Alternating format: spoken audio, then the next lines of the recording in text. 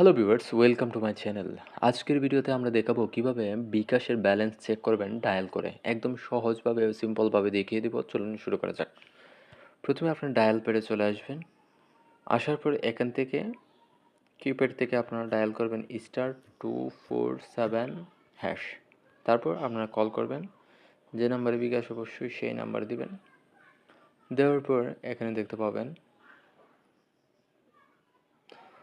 পাচ্ছেন এখানে কিন্তু বিকাশে প্রথমেই রয়েছে সেন্ট মানি, তারপর দ্বিতীয় নম্বরে রয়েছে send money to non bKash user, mobile recharge payment, 5 নম্বরে ক্যাশ আউট, 6 নম্বরে পে বিল, 7 নম্বরে মাইক্রো ফাইন্যান্স, 8 নম্বরে ডাউনলোড বিকাশ অ্যাপস এবং 9 নম্বরে মাই বিকাশ। তো আমরা যেহেতু ব্যালেন্স চেক করব 9 নাম্বার দিব, তারপর সেন্ড করে দেব।